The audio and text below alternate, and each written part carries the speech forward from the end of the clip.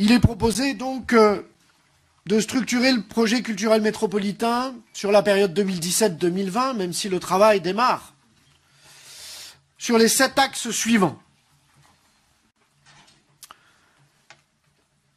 Le spectacle vivant est un point fort de la vie culturelle métropolitaine, à la fois reposant sur des grands équipements labellisés, mais sur des lieux de plus petite taille, qui ont développé des expertises spécifiques dans le domaine de la création, de la médiation des publics ou en direction de la jeunesse.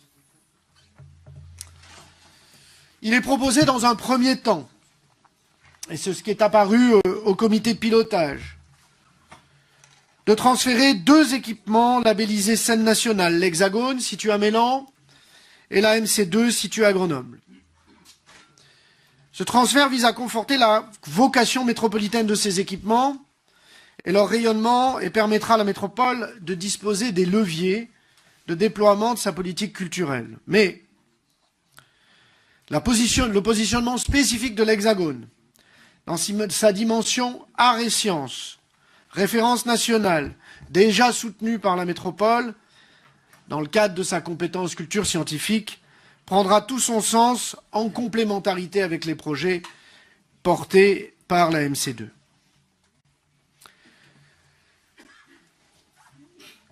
Mais ce n'est qu'une étape. Et là où nous devons être attentifs, c'est la capacité que nous aurons dans le dialogue, en concertation avec les communes, de nous interroger sur cette question du spectacle vivant, comment encore une fois, je dirais l'action métropolitaine peut se retrouver aussi dans la façon de soutenir le spectacle vivant sur le territoire métropolitain, dans les autres structures. Et c'est en cela que nous aurons à travailler les liens forts, à entretenir avec d'autres équipements en matière de spectacle vivant sur le territoire métropolitain.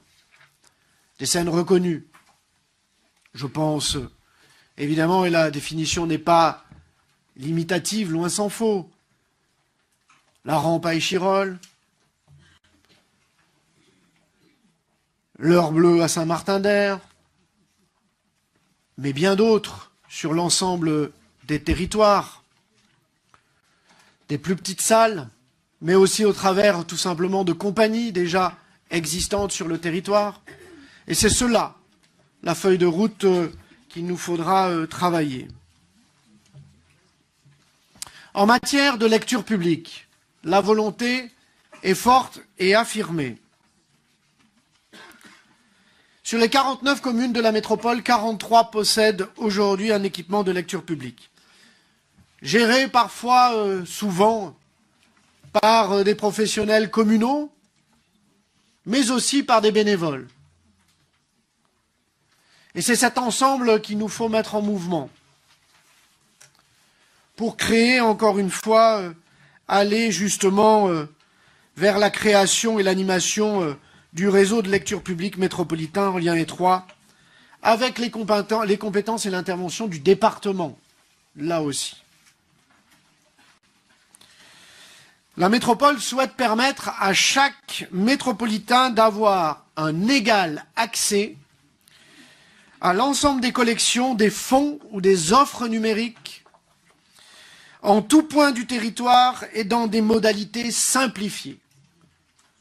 Notre objectif, c'est celui-ci, permettre à chacun, où qu'il habite, où qu'il travaille, où qu'il puisse se rendre, de pouvoir avoir accès demain à un lieu, équipement, bibliothèque, médiathèque, et d'ainsi de pouvoir, je dirais, avoir un égal accès territorial. C'est une ambition forte, et c'est pour cela que la métropole s'engagera à la construction d'un ou plusieurs réseaux métropolitains de lecture publique, respectueux des spécificités des communes et de ce qui est déjà engagé par les communes. Car encore une fois, sur ce sujet, nous ne partons pas de rien. Nous accompagnerons aussi les communes dans le partage et l'évolution de la richesse de l'offre des bibliothèques, qu'elle soit documentaire ou de médiation, dans les réflexions autour de l'évolution des lieux de lecture publique pour permettre un élargissement des publics. Cela passera par des modalités précises, création d'un portail numérique métropolitain, étudier les conditions de mise en place d'une carte unique de lecteurs à l'échelle métropolitaine, travailler dans le cadre du réseau et en lien avec les partenaires institutionnels, comme avec l'université, au développement de l'offre numérique sur le territoire et au développement de contenus patrimoniaux, en lien avec la bibliothèque d'études et du patrimoine de Grenoble, et qui est là aussi souvent un joyau insoupçonné de nos concitoyens. Renforcer l'expertise des équipes, et encore une fois, notamment en matière de médiation, qu'elles soient professionnelles ou qu'elles soient bénévoles. C'est essentiel. En partenariat notamment avec le projet de laboratoire d'innovation du département. Conforter et amplifier les actions de médiation culturelle des bibliothèques communales, favoriser l'échange d'expertise et de bonnes pratiques et la diffusion de ces initiatives sur le territoire. Initier une réflexion autour des politiques documentaires qui puissent être cohérentes sur le territoire métropolitain, en tenant compte des spécificités locales, en lien avec, encore une fois, les politiques communales de proximité.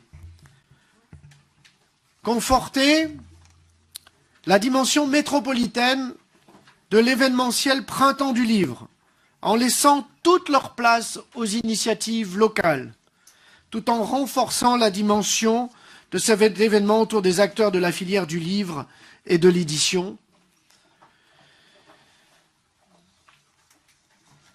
C'est un projet ambitieux en matière de lecture publique, en essayant de faire en sorte que nos bibliothèques, médiathèques puissent aussi, dans la tradition, restons modestes, à ce qu'a été le caractère innovant de Grenoble dans toutes ses dimensions historiquement en matière de lecture publique. En matière d'enseignement artistique, le territoire métropolitain bénéficie de deux dynamiques fortes. L'enseignement artistique de la musique, de la danse, du théâtre, on recense sur la métropole 22 conservatoires et écoles d'enseignement artistique spécialisés. Cette situation est révélatrice de l'ampleur des besoins des habitants, mais cette offre s'exprime avec de grandes différences en matière d'accueil ou de tarification. Également, le secteur des arts visuels et des arts plastiques bénéficie d'un environnement structuré par de grandes institutions, le CNAC, le musée de Grenoble, des établissements publics d'enseignement supérieur, l'école supérieure d'art et de design, l'école d'architecture, depuis peu ou bientôt le centre du graphisme, et de manifestations extrêmement importantes sur ce secteur.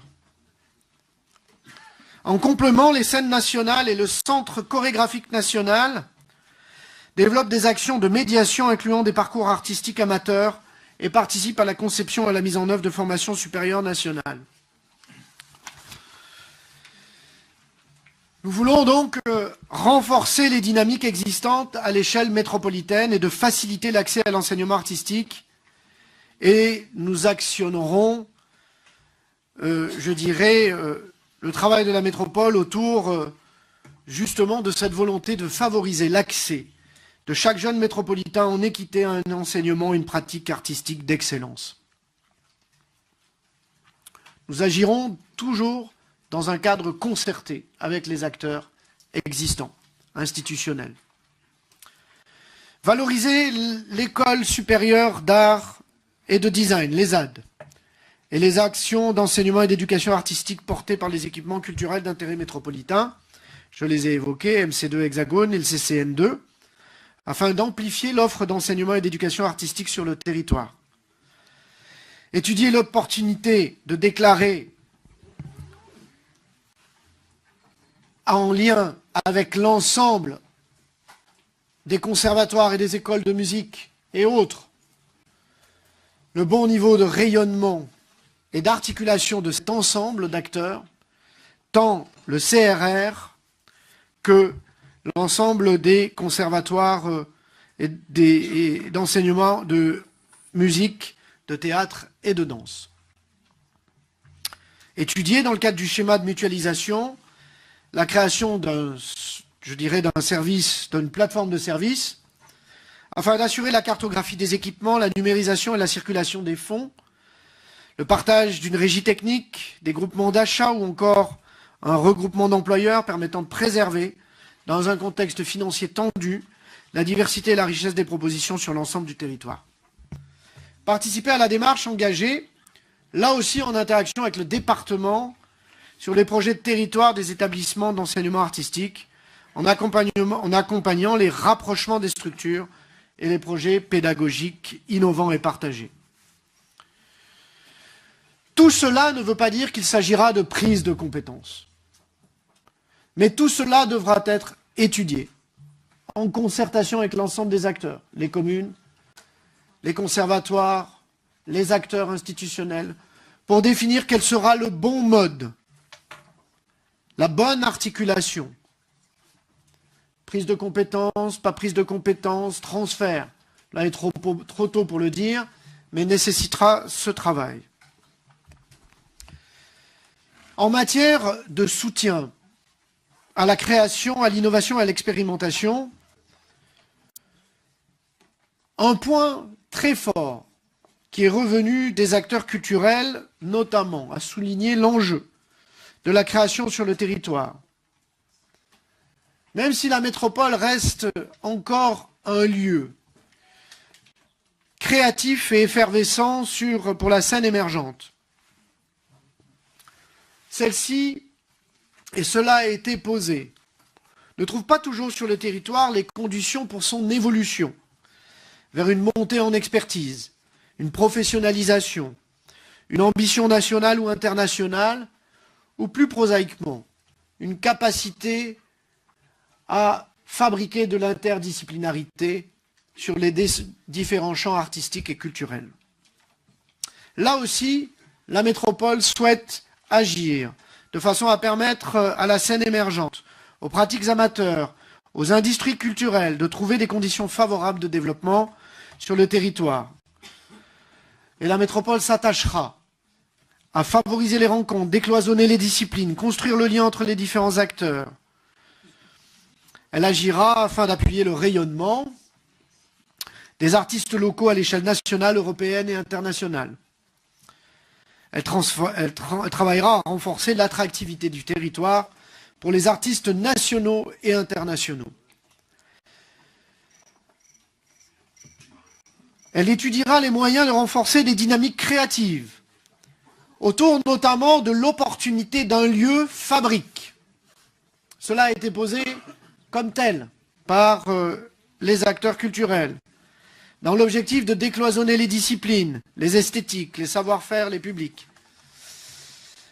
Mais cela nécessite encore du travail pour pouvoir effectivement faire émerger cette idée de façon plus précise. Étudier la mise en place d'une charte de coopération des équipements culturels, élément essentiel, comme nous pouvons le voir sur d'autres métropoles, et notamment la métropole qui nous est proche, la métropole lyonnaise. Et permettant ainsi plus largement sur les questions d'accessibilité et de médiation vers tous les publics. Définir aussi les modalités d'une politique qui permettent la promotion et l'accueil d'événements liés à la création, qui s'appuient déjà sur des dynamiques existantes du territoire. Travailler là aussi et développer en lien avec la maison de la création portée par l'université aux dynamiques nécessaires. Développer au sein de la métropole une expertise de soutien aux entreprises et industries créatives dans le cadre des compétences actuelles en matière de développement économique et de soutien à l'innovation. Là aussi, l'ensemble des compétences métropolitaines devront être mises à l'œuvre. Que ça soit en matière d'enseignement supérieur et de recherche, en matière de politique de la ville, en matière de développement économique et d'attractivité, nous voyons bien que l'ensemble de nos compétences devront porter ces ambitions-là. Enfin, en matière de patrimoine, notre métropole est riche du patrimoine industriel qui en a fait et qui continue à en faire sa force, son patrimoine scientifique et technique, son patrimoine militaire, son patrimoine hérité des Jeux Olympiques de 1968, ses quartiers emblématiques, ses collections d'œuvres d'art dans l'espace public, ses paysages, sa montagne. Tout ceci est un tout. La métropole souhaite mettre en place une politique patrimoniale afin de mieux faire connaître le patrimoine d'hier et d'enrichir le patrimoine de demain. Tout cela dans le but aussi de renforcer le sentiment d'appartenance, de fierté collective, d'appartenir à un territoire qui s'est construit à ce creuset métropolitain, le faire rayonner, développer son attractivité, et notamment en matière touristique. Tout cela, la métropole devra s'attacher à étudier l'opportunité de déclarer un certain nombre d'équipements d'intérêt métropolitain, encore une fois, selon le bon mode et la bonne approche. Également de construire une politique d'accessibilité aux collections et aux lieux patrimoniaux, avec une coordination avec l'Office de tourisme de Grenoble, métropolitain. En s'appuyant sur l'expertise et les projets développés dans le cadre de l'ESAD, faire de l'art urbain une signature de l'identité métropolitaine, tant sur le mobilier urbain, les œuvres d'art, l'art dans la ville, notamment avec nos propres politiques aujourd'hui que sont l'urbanisme, l'aménagement, la voirie et évidemment, bien sûr, l'espace public. Dans le cadre du dialogue avec le département et les communes, étudier les actions en faveur de valorisation du patrimoine bâti, usages culturels, événementiels, et il est nombreux. Étudier l'opportunité d'une candidature métropolitaine au label Pays d'art et d'histoire, s'appuyant sur la dynamique qui a été déjà engagée par la ville de Grenoble. Là aussi, ne nécessite pas de prise de compétences. Mais là aussi, permettre tout simplement de mettre en mouvement nos propres compétences sur ces sujets. En matière d'événementiel, sur l'opportunité d'un grand événement culturel à l'échelle de la métropole, ça fait déjà de nombreuses années que l'on parle de grands événements métropolitains en matière culturelle. Nous intervenons déjà dans de nombreux cadres, soutenir les événements à caractère culturel, à rayonnement intercommunal ou métropolitain, dans le cadre de la politique tourisme, culture scientifique, développement attractivité, politique de la ville. La métropole favorisera l'émergence, la structuration, la consolidation d'événementiels permettant de renforcer notre identité, notre rayonnement métropolitain, favoriser les dynamiques créatrices de moyen et de long terme, la participation des habitants, afin de renforcer encore une fois le sentiment d'appartenance qui est le nôtre. L'action de la métropole devra s'attacher tout simplement à définir des critères d'intervention sur les événements culturels, en étudiant notamment, mais ce n'est pas exhaustif, événements biennal en soutien avec la création avec forte notoriété nationale et internationale, mais également en cohérence avec les marqueurs identitaires du territoire déjà existants, ou pouvant d'ailleurs être imaginés demain. Enfin, tout cela nécessitera une gouvernance. Une gouvernance qui a déjà trouvé un embryon de vie au travers du comité de pilotage qui s'est réuni et qui a travaillé, qui devra, de fait, je dirais, s'articuler sur deux axes principaux. Un premier axe, un axe politique, celui du portage politique métropolitain en matière de politique culturelle, en lien étroit avec les élus communaux en matière culturelle, c'est essentiel, mais également une deuxième articulation avec les acteurs culturels du territoire, le conseil de développement, les habitants, tout simplement, qui ont fortement contribué à cette première étape, mais qui seront sollicités en permanence sur l'ensemble des étapes à venir. Voilà présenté l'ensemble des orientations posées. Encore une fois, tout n'est pas posé. Les principes, l'orientation sont posés. Nous savons qu'aujourd'hui, les moyens des collectivités ne sont plus ceux d'hier.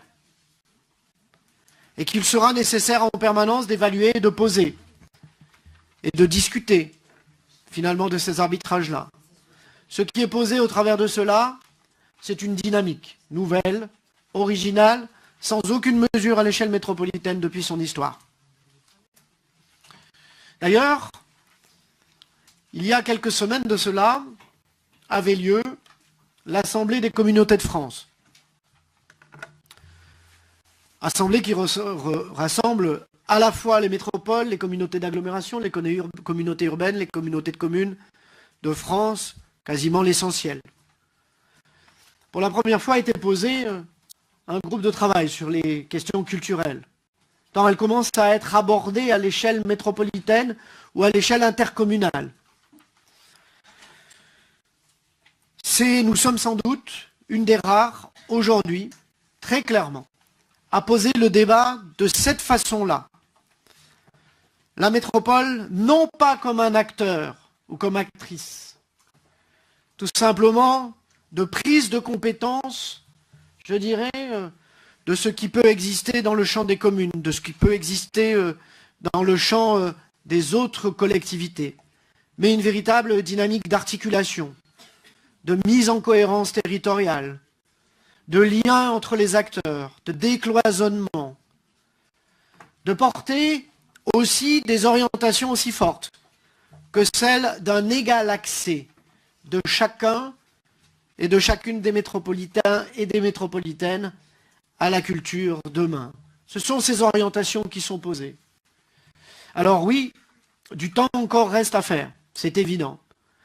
Mais c'est cela le travail qui nous attend sur beaucoup de sujets. Et c'est ce qui est proposé dans cette délibération cadre.